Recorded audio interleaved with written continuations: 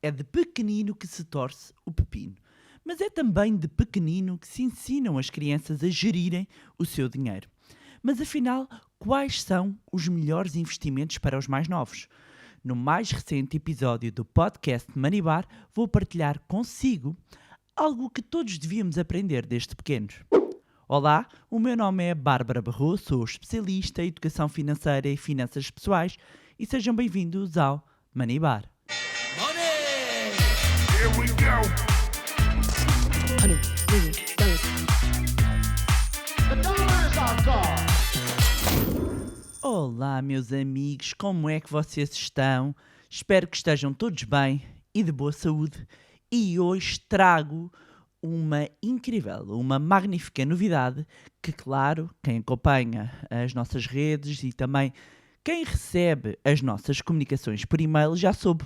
Mas aqui no podcast é a altura de anunciar que sai um roof. Finalmente já está novamente disponível o Manilab, o famoso jogo de tabuleiro de educação financeira criado pelo Manilab e que foi a loucura de Natal.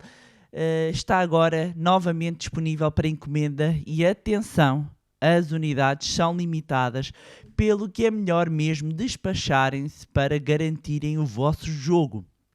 No Manilab, acreditamos que a educação financeira não tem de ser aborrecida. Por isso, juntámos num único jogo conhecimento e diversão.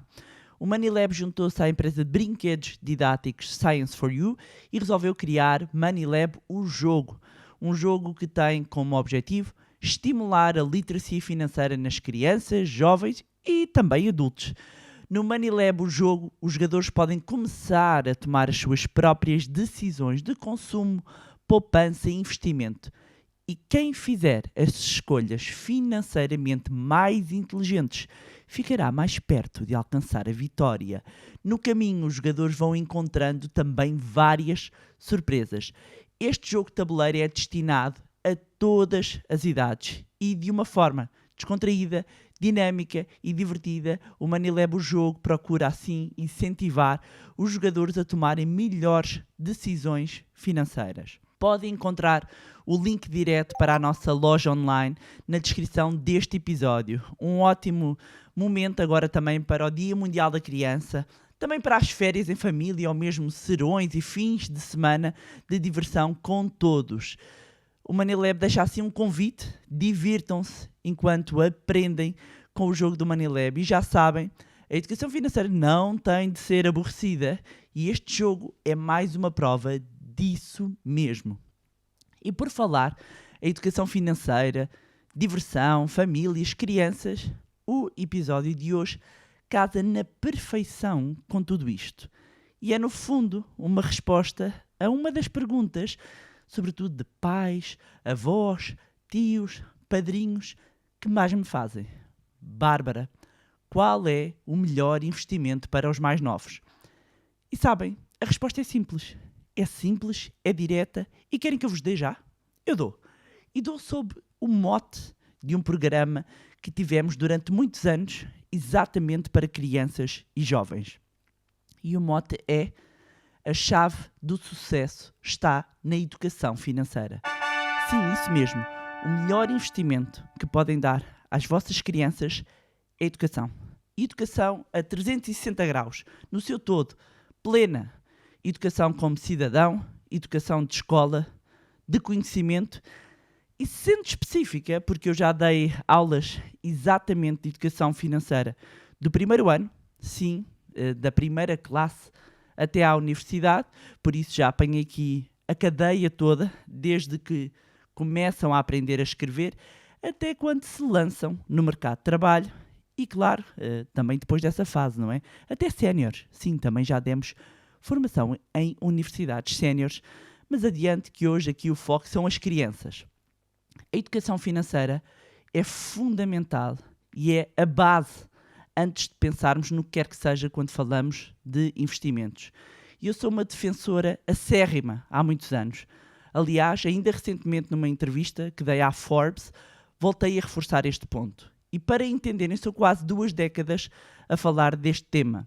Mas claro que para ensinar as crianças sobre educação financeira é necessário que quem ensina também tenha educação e literacia financeira. E devido à fraca oferta que ainda existe no nosso plano curricular escolar, cabe aqui aos pais um papel fundamental. Mas qual é o problema aqui? É que os próprios pais não tiveram e não têm literacia financeira.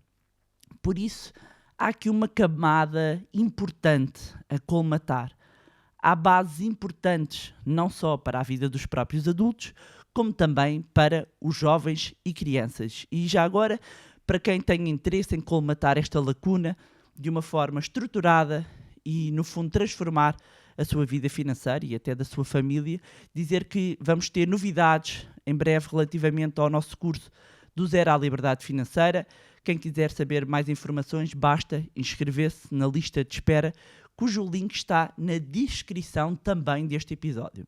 Voltando aqui, gostava de deixar 3 conceitos fundamentais que devem começar a passar aos mais novos desde tenra idade e que são muito relevantes.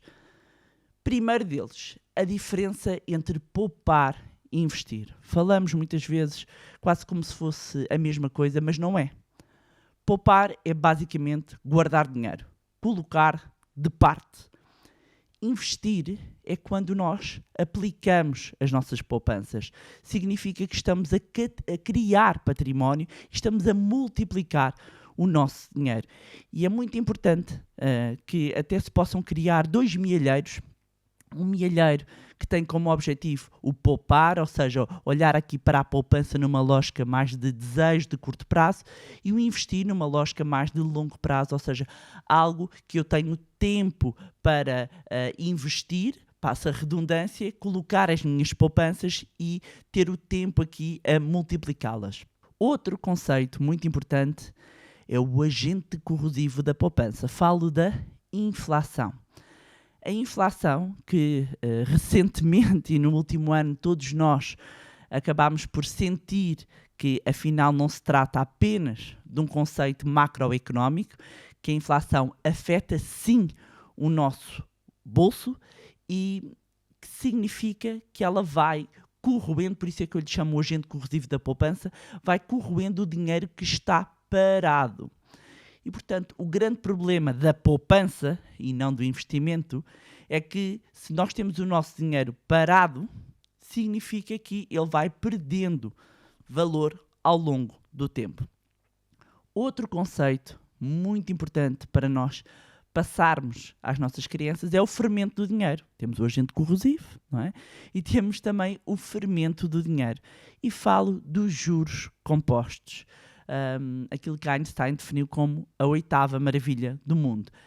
E sem entrar aqui em muitos detalhes, temos um episódio aqui só sobre o tema.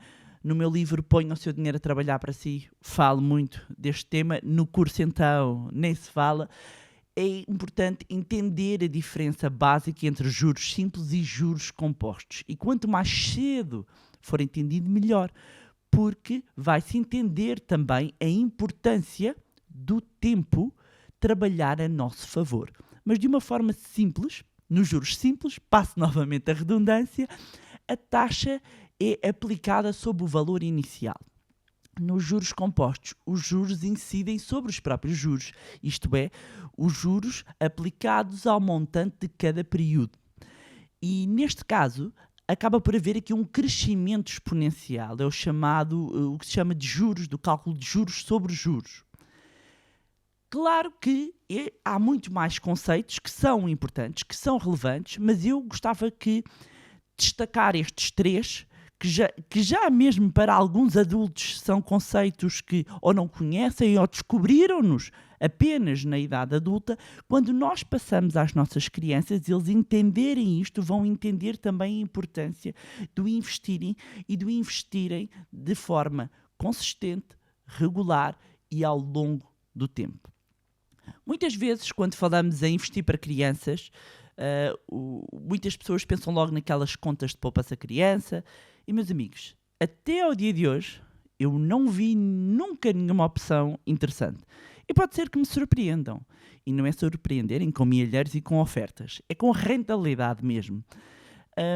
Pode ser que me surpreenda. Eu estarei cá para analisar e para manifestar caso exista de facto uma surpresa. Mas a verdade é que há outras alternativas que oferecem rentabilidades mais interessantes e depois já vamos aqui a outros pontos que é preciso considerar e que são relevantes. Por isso, quando pensamos em investimentos para crianças, a verdade é que a forma como olhamos para os investimentos não é muito diferente da dos adultos, mas vamos por partes. Primeiro ponto fundamental: definir o tipo de investimento e quem será o titular. Portanto, quem vai ser o titular do investimento é uma decisão muito importante. Porque se pretender ter os investimentos em nome das crianças, ou no seu nome e depois passar para a criança, isso vai fazer muita diferença na altura de escolher os investimentos. E mesmo que opte por colocar o investimento no seu nome, depois é importante saber, antes mesmo de avançar, quais é que são os custos associados à passagem destes instrumentos para filhos, mas isso fica para outro episódio. Portanto, este ponto, primeiro ponto que é importante saber, é decidir quem vai ser o titular dos investimentos. Depois, outro ponto importante é escolher o objetivo e o tempo de investimento. E para manter e até explicar os investimentos aos mais novos, é importante ter um objetivo claro para isso. Por exemplo, imagine que dos 7 aos 15 anos quer ter X montante para as despesas quando for para a universidade. É importante ter este objetivo claro. O tempo também é importante, o horizonte temporal, pois cada tipo de investimento oferece também um horizonte temporal diferente e, conforme o tempo, poderá também assumir riscos e formas de riscos diferentes. Terceiro ponto importante é escolher a forma de poupar e investir. E basicamente é responder a estas perguntas. Quanto é que tem disponível para poupar? Pretende fazer um investimento único ou reforços mensais ou anuais? E quanto é que vou ter para reforçar? É importante porque, conforme as respostas a estas questões, pode naturalmente começar a eliminar algumas possibilidades de investimento. Outro ponto fundamental a terem atenção é a liquidez. É preciso que o produto tenha liquidez imediata ou pode deixar o dinheiro durante alguns anos sem necessidade de mobilizar. Isto porque, se precisar de resgatar antes de um prazo, convém conseguir ter acesso rápido a esse dinheiro. Mas, se não necessitar, tem outras opções. Aqui o risco é também um ponto importante, entender qual é que é a tolerância. Bem, sei que estamos a falar de crianças, mas normalmente, como são os pais ou os tutores que acabam por fazer as escolhas dos investimentos, digamos que há aqui uma transferência do risco de quem está a gerir para os filhos, ou seja, mesmo eu estando a fazer os investimentos em nome de filhos, acaba por ser o perfil dos pais que acaba por condicionar. Não o deveria ser, deveria sempre ter como base, não digo o risco da criança, mas sobretudo o horizonte temporal que a criança ou o jovem tem em função do objetivo.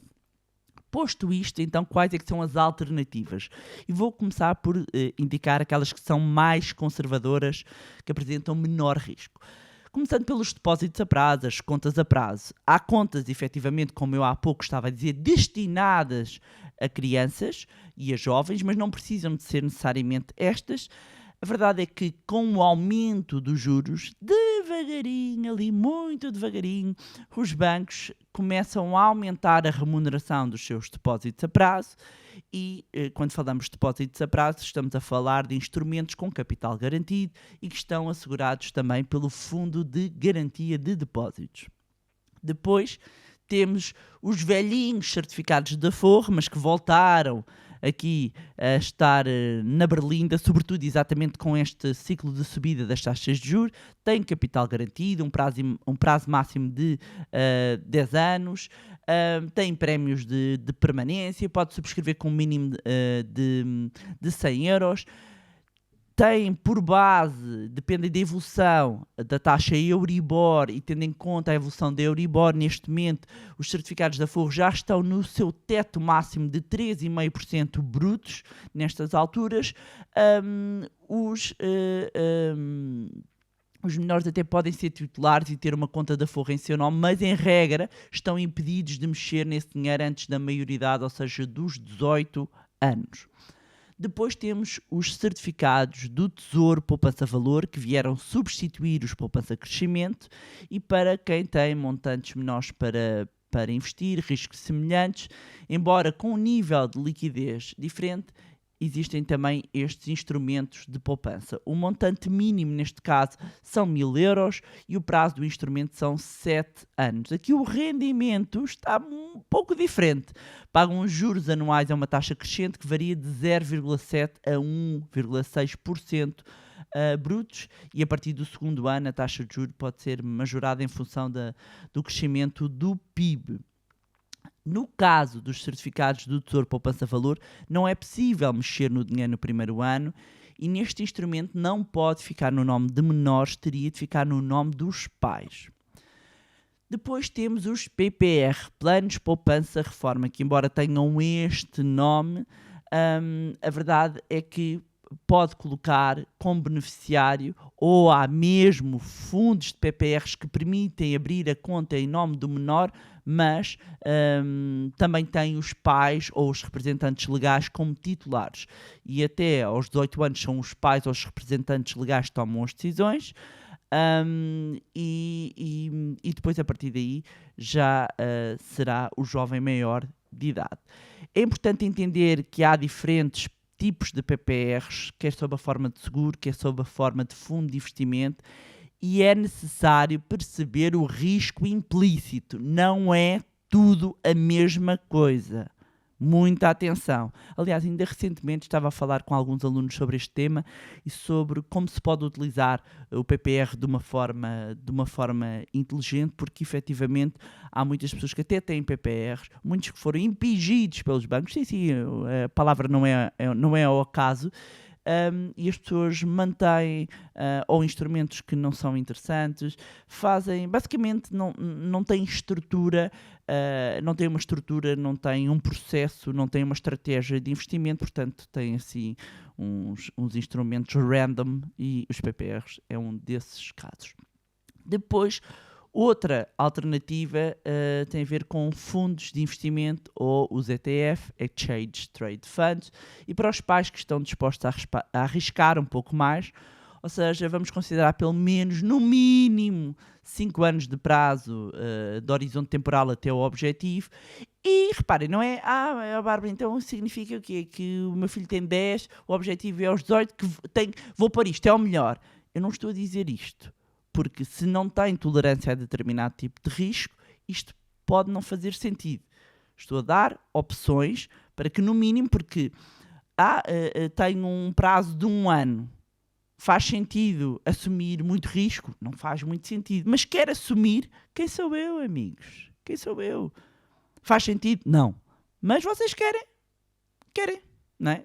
Querem, são vocês que assinam, são vocês que põem o dinheiro, depois pode correr bem, pode não correr.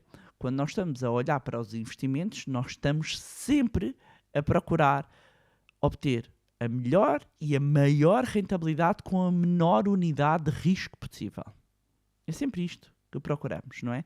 Por isso é que, independentemente do nosso próprio perfil de risco, há um fator muito relevante que é o horizonte temporal. Voltando então aqui, quando nós falamos de fundos, os fundos podem ser mistos, podem ser fundos de investimento de ações, de obrigações, ou ter diversificado por várias classes de ativos. Depois pode optar pela gestão ativa, em que são profissionais a fazer o reajustamento da carteira e não tem que se preocupar. Como pode também optar por instrumentos de gestão passiva. Dos mais populares recentemente são os Exchange Trade Funds, que são fundos de investimento que replicam um determinado índice e que negociam em bolsa como uma ação. Se isto lhe parece esotérico, significa que, das duas uma, ou não é para si, ou tem que aumentar a sua literacia financeira para descobrir se é para si. Ok? Depois, ações. Os pais, os tutores também podem optar pelo investimento direto em ações. Mas aqui, além de ter conhecimento suficiente, é importante também ter aqui uma estratégia de construção de uma carteira de investimento diversificada. Voltamos também aqui a olhar para um horizonte temporal pelo menos superior a 5 anos, idealmente até superior a 10. Dizer que pode abrir uma conta no corretora, mas muito dificilmente conseguirá abrir uma conta numa corretora em Portugal no nome dos menores. Portanto, quem investe diretamente em ações para os filhos normalmente costuma fazer em nome próprio, e dizer que seja para os filhos, seja para si próprio, tem de seguir os mesmos critérios, isto é necessário ter alguma literacia financeira, não se basear apenas na dica quente do amigo, até porque, como sempre digo, as finanças são pessoais e personalizadas, e mesmo quando falamos de preparar o futuro financeiro das crianças, esta premissa não se altera.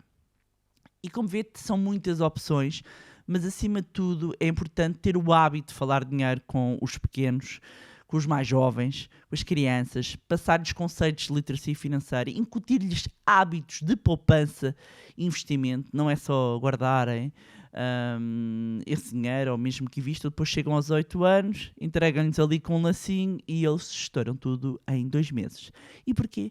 Porque estão-lhes a dar o peixe e não a cana para pescar. Porque não houve educação financeira.